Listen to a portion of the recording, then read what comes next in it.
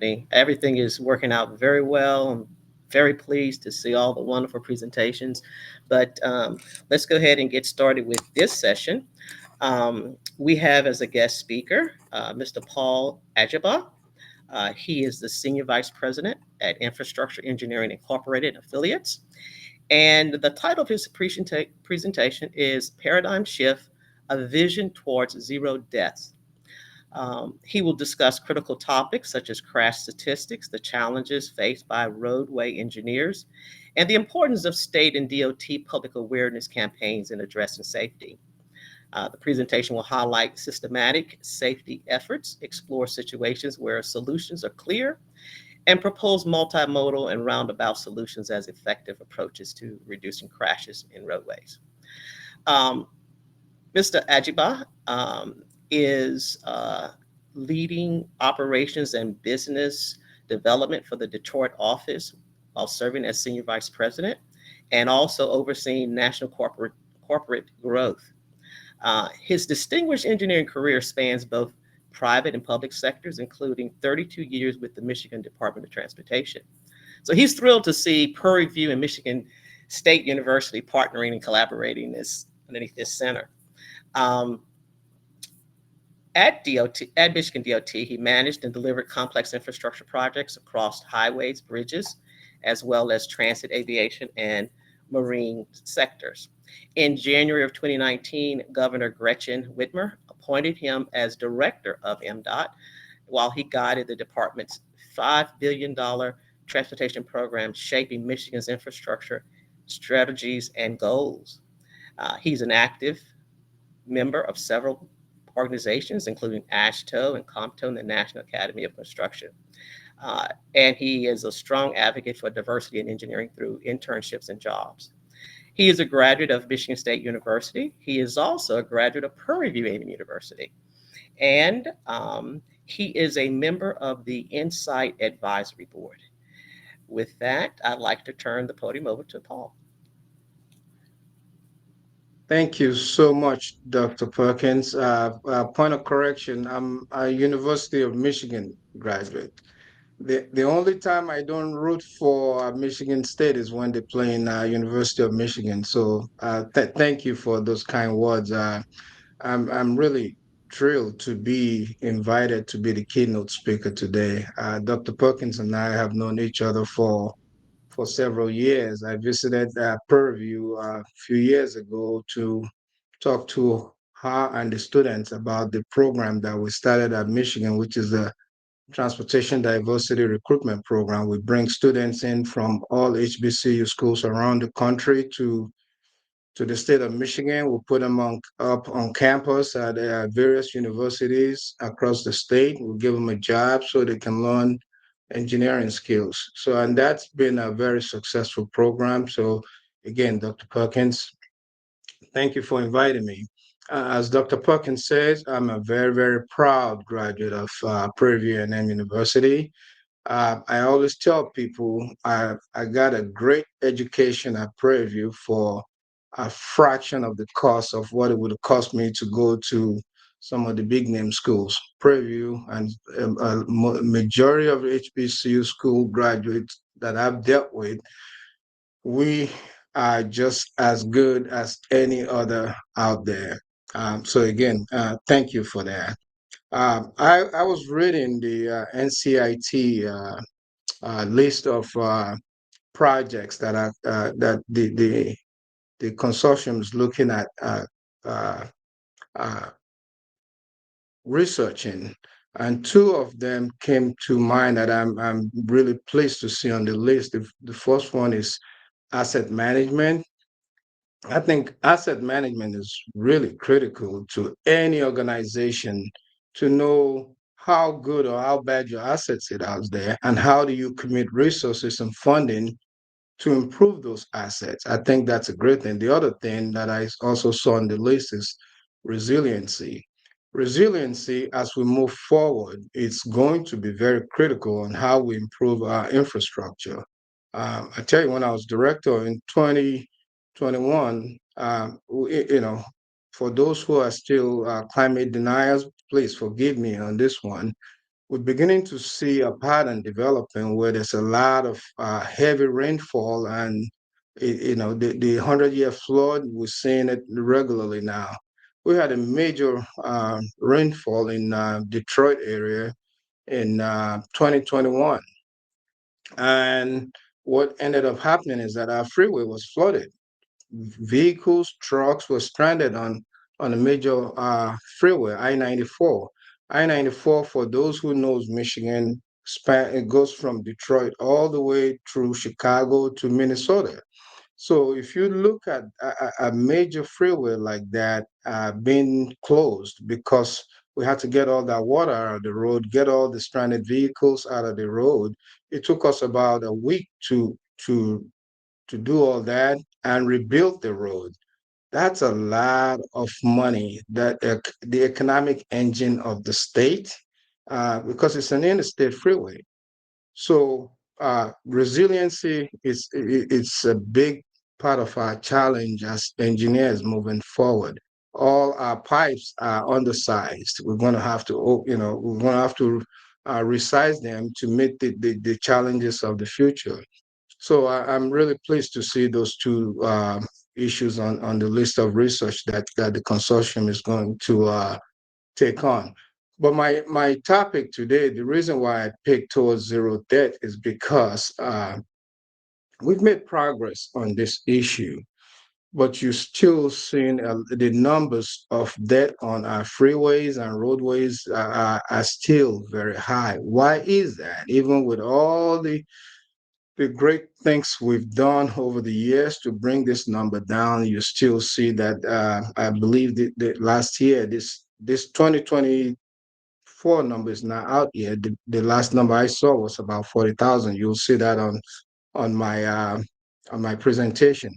40,000 deaths on roadways is extremely high. It seems like the more we work on this, trying to make progress, the harder it gets. So hopefully, with this conversation, it'll spur some discussion on what are the next great things we can do to bring the numbers down. One death on our roadways, one too many.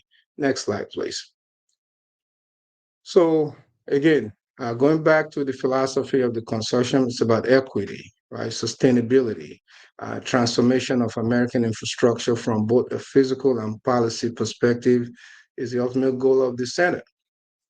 I would like to say I commend the Biden administration on the infrastructure bill. I remember when I was director of the Michigan DOT, several of us secretaries and directors were invited to Washington to give our opinion about it. And this issue really came up. How do we get academic institutions and policymakers working together so that when research are done, and it's translated to policy. And I am so pleased to see Purview and Michigan State as part of this consortium. My background as a graduate of Purview and my background as the director of the Michigan DOT, I'm really pleased with that. Next slide, please. So I want to talk a little bit about since I've left MDOT, I joined Infrastructure Engineering Inc. as the senior vice president, as Dr. Perkins said. I just kind of want to share our mission and visions with you. Our mission is we exist to transform, inspire, and enrich communities by reimagining infrastructure, almost the same thing as NCIT, transforming infrastructure. What's our vision? Outstanding employees working together to create a greater presence in the community where AI operates and are valued by our clients for engineering excellence. We really pride ourselves in that, not just working with clients and get paid and move on. We are really ingrained in each communities where we are in our market areas. We we participate in community activities. We have a foundation to try and be a part of the community, and we've seen that when you do that, you get a bigger reward than just financial out of that. So really want to just want to share the commonality here. Next slide, please. So back to my point about how do we bring these numbers down? If you look at this, 2022, the number of traffic crash fatalities on our roadways was 42,000. 2023, 40,990. 1.33 vehicle per 100 million vehicles miles traveled. That is just an outstanding number. Um, I think for the layman out there, they don't really they can't grasp how these numbers look in the big picture. I mean, that's 80,000, 82,000, or quite frankly, 83,000 fatalities on our freeways and roadways in 2 years.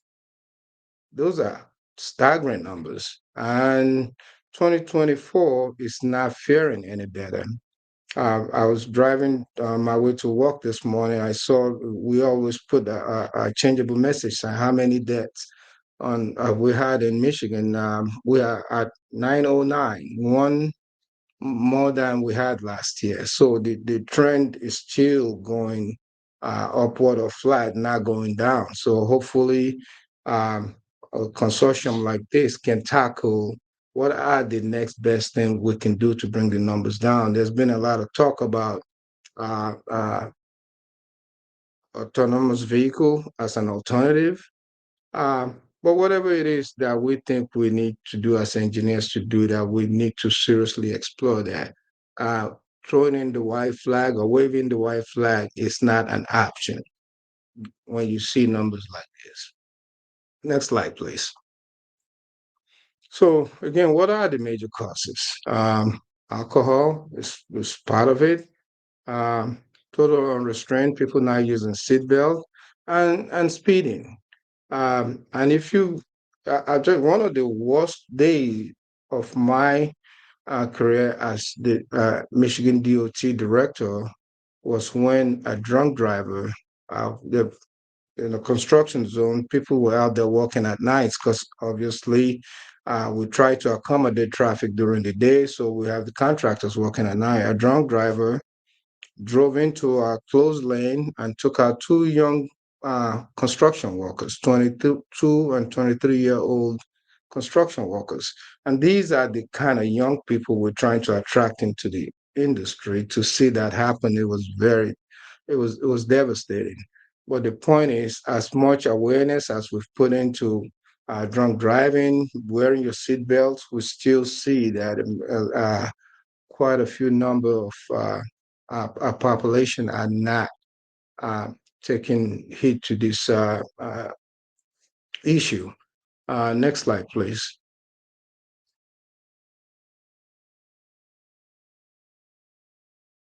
So here are the numbers.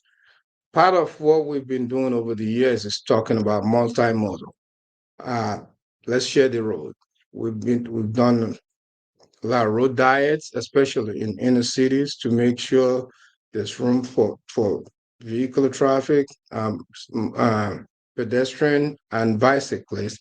And we're still seeing that the numbers are still very high. Obviously, initially during the campaign, it was a noble thing, but I think by now we've gotten to a point where we should be comfortable enough to say we all have to share the roads. I tell you, uh,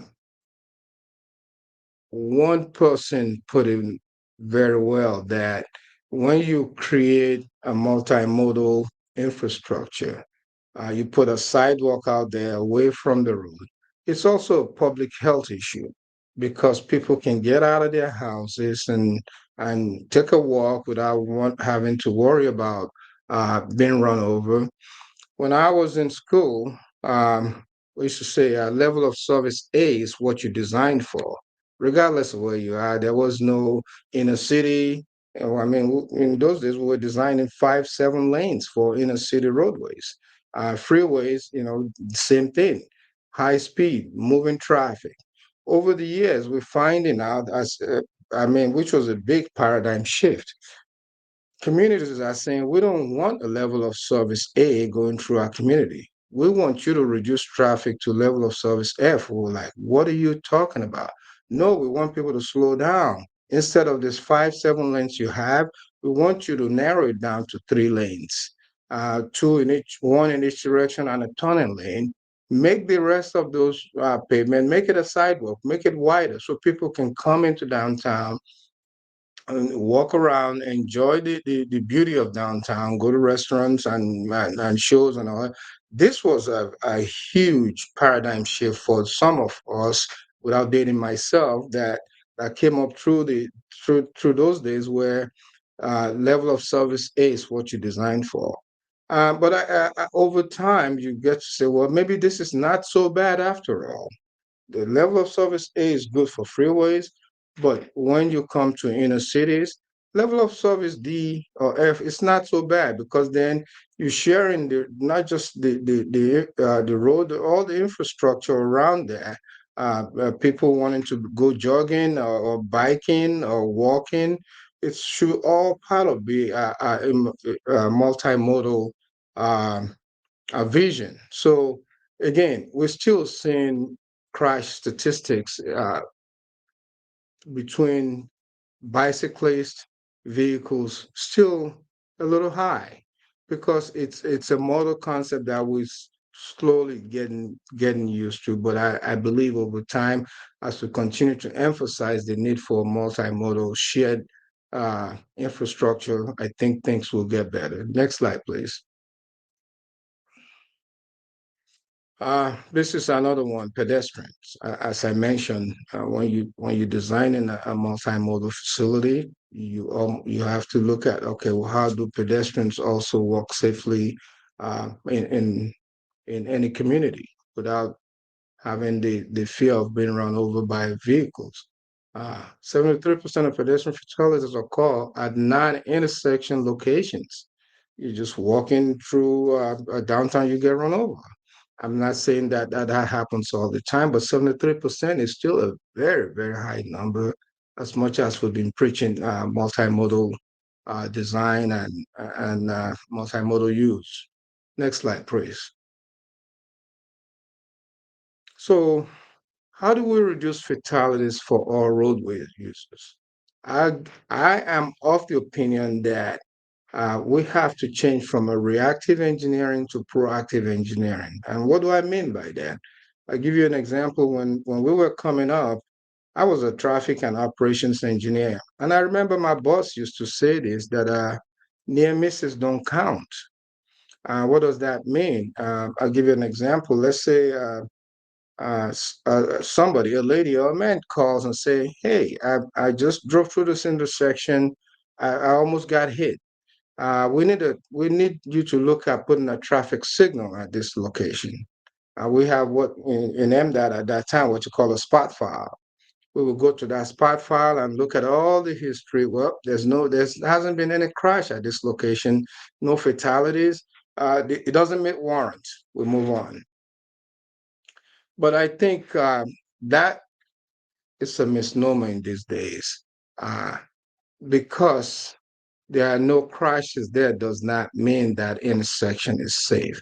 So as we begin to rebuild infrastructure, the idea is to look at other ways to measure this. And I think, to me, being proactive is better than reactive. To me, that's reactive engineering. Unless you have, we had a number. You have 5 crashes or 2 fatalities at an intersection, is when you decide, okay, well, maybe it really is dangerous to put a signal.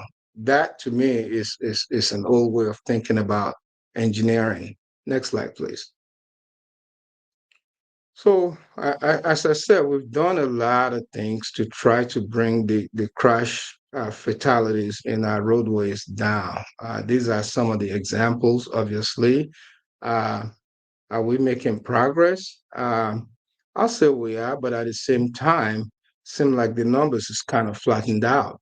So what are the next great things we can do to continue to bring this number down? Again, the idea of waving the flag, that white flag is not an option. So we, I wanted to share some of these ideas that I know was being used out there to try to bring numbers down and bring public awareness to this issue. Next slide, please. So these are some of the things we've done. Um, I will put our the center line rumble strips on a two-lane two-way roadway, so that when you're sleepy or whatever the case may, you're trying to cross over, then it wakes you up. We put reflective stripes on all stop sign and yield signs to call more attention to it. Curve warning signs and reflective stripes. Um, so at night when you're driving, it's a little bit better. Fixed object removal, wrong way sign. I mean, in Michigan, we've had several wrong way sign when somebody will go on a wrong ramp and get on the freeway going the wrong way. Obviously, sometimes maybe they're impaired or they just the design of that ramp is not clear enough. We've put cable medians out there, safety edge, and again, rumble strips on a shoulder, just immediately off the driving shoulder. You'll see that rumble strips are out there, so that when you veer off the main line, it'll wake you up or kind of jolt your attention to get back on the main line. So these are all the systematic safety things we've done. Uh, can we do more? I say yes, we can. And I think, again, the idea of um, how do we merge this with autonomous vehicle will be the next frontier that we probably need to really explore. Again, I would really want to encourage a consortium to look at the issue of towards zero debt as part of their research. Next slide, please. So I talked about proactive engineering earlier. This is an example of that. This location here is in downtown Detroit, Jefferson and Randolph, and it's very close to what we call Hot Plaza, which is a very in summertime a very busy entertainment area. And what we found out in our research was about this is one of the highest crash location in the state. In vehicle pedestrian. We couldn't figure out why. We thought, well, maybe again it's because it's close to an entertainment area in the summertime, but it wasn't. The numbers was not only concentrated in summer; it just spread out. So we hired a company called DERQ, to put a roadside unit camera out there to maybe help us figure out why are we having this, because we couldn't figure it out. There's no sight distance issue. The signals are clear. You can everything is just right there, and it became a puzzle. So when we did that, we were able to observe over time that out of the 37 crashes that we had at that intersection, 33 of it could have been prevented. And the solution was right, it was obvious in front of us, but we could not see it. Again, you say, well, um, as engineers in the past, again, we didn't have the luxury of cameras. We just say, well, there's no fatalities, and we'll move on. There's no problem there. But using these cameras at intersections, or even sometimes on freeways, helps us to kind of figure out there might be things that are very simple solutions that we can do to prevent these crashes. So in the case of Jefferson and Randolph, all we had to do was relocate where the crossbars are, move them a little bit uh, east of the existing location, and make them as more visible as they could, and put some advanced warning signs for uh, vehicular traffic that you come into to an intersection. It's a very busy area. So over time, by observing that with just a simple camera, we found out that the numbers of crashes at that location went down.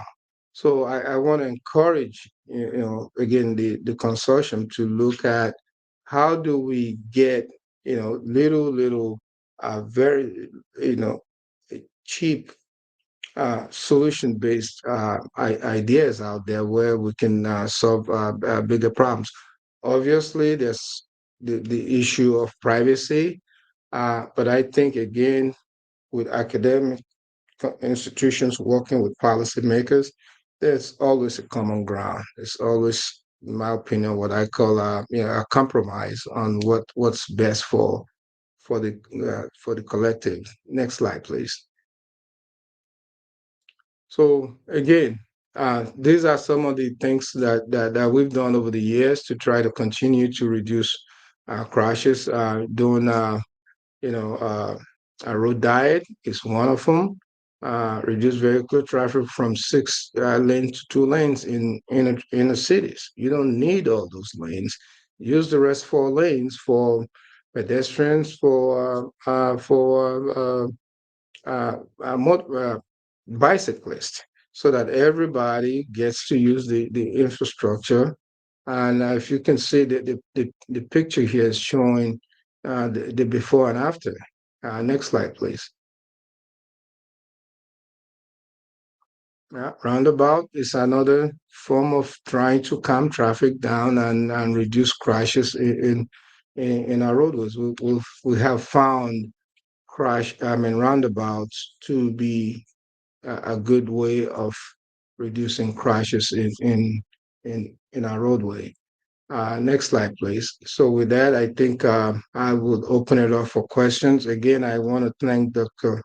Perkins and the entire team for inviting me to be the keynote speaker today. I hope I've kind of brought an issue to the forefront that I think, besides asset management and resiliency, this is another issue that I would like to add to the list of things that we as engineers need to really work on. So with that, I believe Dr. Perkins, are we opening it up for questions? Yes, sir, we are. Before we begin that, let me apologize for connecting you with Michigan State versus University of Michigan. I saw Michigan. I was keyed in on Michigan State, and Bora, who is a part of our consortium and a good partner here. And but anyway, thank you for that correction. Um, do we have any questions in chat or in the Q&A um, for Mr. Paul Ajegba? Currently, I'm not seeing anything in the chat or in Q&A. Okay, let me go ahead and kick things off then. And so, and I am being mindful of time. I know we're getting close to the end of the morning for this colloquium. Um, Paul, what are the potential limitations of relying on crash statistics to drive safety measures? And then the second part is, how can engineers ensure a holistic approach to infrastructure design? Great question, Dr. Perkins. I think the first one, we as engineers will rely on data, right? The data tell us a story of a location. As I mentioned, the Jefferson Randolph one, the reason why we knew that was a very high crash area is because we had data to support it. Then data help us to put our investment at the right place, just like asset management, as I mentioned. If you know the condition of your assets, how bad or how good they are, you know how to direct your investment towards those assets and making sure that you keep them in good or fair condition over time. So same thing with to me with crash data. You use that to decide. For instance, you want to reconstruct a freeway. Uh, Maybe changing that sharp curve that's been a problem over the years. It may cost you more money, but the data that's showing that people are traveling at high speed at that curve, and it may be driving off the road and several fatalities, will help to guide the decision to spend that extra money to redo that curve. You may have to maybe buy properties and straightening it up, whatever the case may be, but it helps us make an informed decision. Okay. Um, Any questions in Q&A as of yet? If not, then I'll ask you one more question. Still no Q&A or chat questions I'm seeing here. Okay, so one more, and then I'll go ahead and close out our session. Um, how can roadway engineers effectively prioritize systematic safety improvements while considering the varied needs of different communities and road users? Yeah, I think that is a big challenge.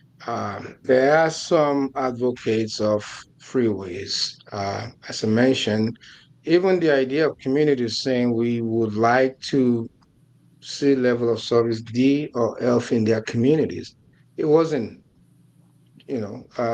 generally accepted concept by everybody. And in some cases, it became MDOT, where I used to work, end up getting caught in the middle. So we'll say, okay, community, you get your city council or your board, township board to pass a resolution saying you agree with this concept and bring it to us before we do something so that we're not caught in the middle of the ones who wants more cars and speed, and the ones who say let's slow things down and make it a walkable, friendly community. So there's always that tug of war going on. So I think the issue of providing multimodal pedestrian walkway and bicycle. I think as I mentioned earlier, somebody said, well, it's a public health issue.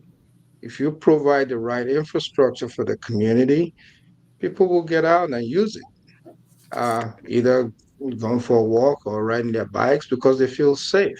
And that's part of what I think a new paradigm shift, re-engineering of the thought of how do we provide an infrastructure for everybody, for the entire community is really important. Thank you very much. We appreciate your time today. The topic was very relevant. You did give us some nuggets to consider. We're in the midst of our call for problem statements for our third and fourth year funding. And so hopefully the community that's listening will take heed to some of the opportunities that you've described. Um, Before we give you a round of applause, I'd like to let you know that we do have a token of appreciation that we'll be sending you after the colloquium is over with. And so, with that being said, let's everybody give Mr. Paul Ajegba a round of applause.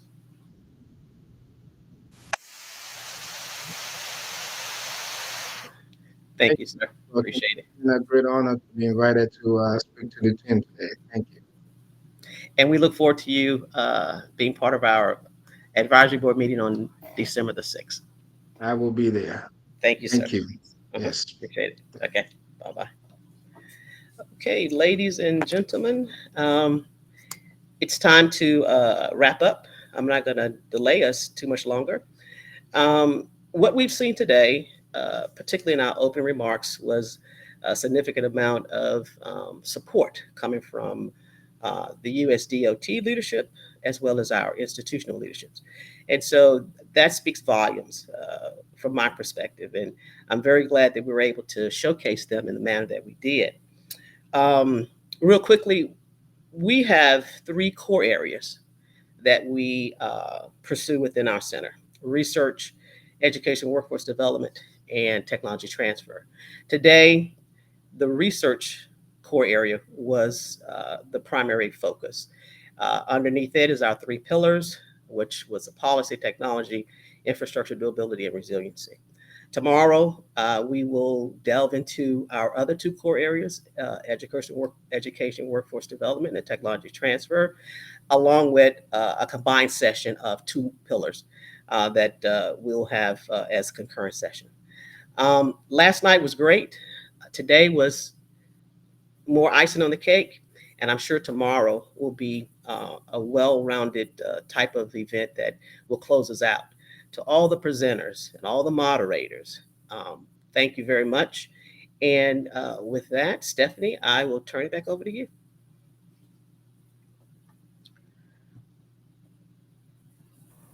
Thank you, Judy. So that concludes today's portion of the Insight Virtual Colloquium. We will revisit here tomorrow at 12 p.m. Central Time. Thank you so much for joining us, and we'll see you guys tomorrow.